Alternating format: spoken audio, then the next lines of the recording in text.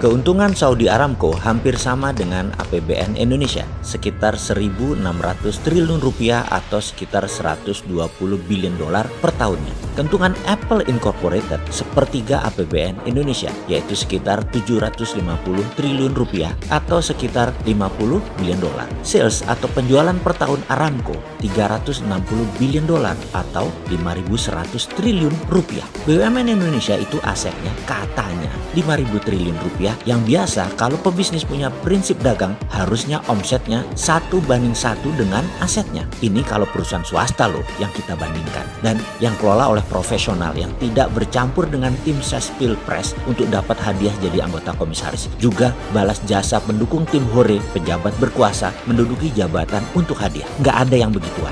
Kalau benar dikelola, maka saya yakin BUMN ini bisa juga 5.000 triliun rupiah omsetnya dan tidak jago kandang tentunya, merambah ke luar negeri. Saat ini, cara pengelolaan BUMN ini agak lucu. Masa BUMN lihat rakyat Indonesia sebagai pasar? Ya geblek aja kalau begitu. Rakyat Indonesia itu aset, bos. Yang namanya pasar itu di luar negeri. Bisa nggak mikirnya kayak gitu? Bisa nggak mindsetnya seperti itu? Rakyat aset, bukan market. Jangan menjual produk BUMN ke rakyat dengan harga mahal. Jangan paksa rakyat dengan produk BUMN yang tidak ada pilihan. Jangan buat rakyat bergantung kepada BUMN. Jangan buat BUMN ambil sisi hulu yang membuat UKM ditekan atau tertekan di sisi hilir. Buat apa ada BUMN kalau kayak begitu? Inilah salah kaprahnya pengelola BUMN di bawah kementerian yang sangat manja dengan regulasi-regulasi yang melindungi mereka dan dana APBN. Sudah kayak begitu, nggak bisa 1:1 lagi asetnya dengan salesnya. Apa itu maksudnya 1:1? Ini harus diterangkan karena mungkin sahabat sudah tahu, tapi buzzer nggak paham. Ini yang harus dijelaskan biar buzzernya pinter sedikit, komennya jadi bermutu. Sederhananya begini, kalau kita pebisnis, aset kita yaitu modal plus alat usaha dan lain sebagainya, katakanlah 500 juta. Kita punya penggilingan padi.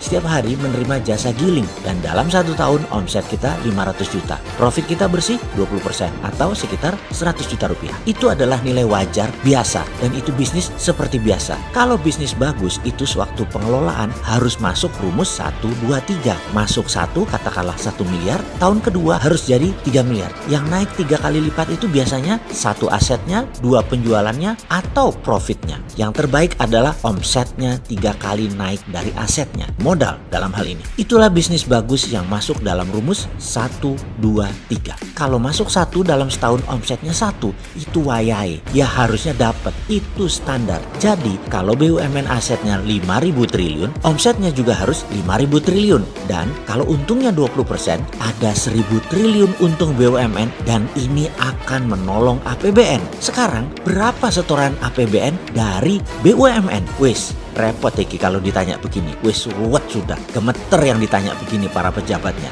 Kalau punya hati sih, wis kelihatan sudah asli nih. Jadi bagaimana ke depan ini BUMN? Mana nih sudah setahun jabat, sudah berapa banyak setoran APBN ke BUMN? Loh, kok APBN setor ke BUMN ya? Bukan harusnya sebaliknya, BUMN setor APBN. Kok masih netek sih? Kok bukannya nyetor malah minta disetor? Kok enak ya? Maaf nih bro, namanya pelayan publik pejabat itu ya. Jadi wajar kalau ada yang nanya. Bukan oposisi loh ya, maklum fans dirimu apa juga yang kamu perbuat itu bilangnya bagus. Kalau kita kan netral, Anda ya harus melayani sisi liar dari harapan publik lainnya yang bayar pajak, minta performa Anda. Mangkel loh yang bayar pajak lihat APBN tidak perform, APBN malah buat nyetor BUMN, BUMN yang nggak perform. Kalau nggak perform ya kita ingetin, kalau mau tahu caranya bisa meningkatkan omset dan profit BUMN, ya mbok kabar-kabaran, nanti kita kasih tahu, kita tolong. Tapi tutup dulu 500 BUMN anak dan cucunya dulu. Nanti enak deh kita ngomong. Menutup itu bikin efisien biaya loh bos. Walau tim hore yang nggak bisa kerja banyak kecewa.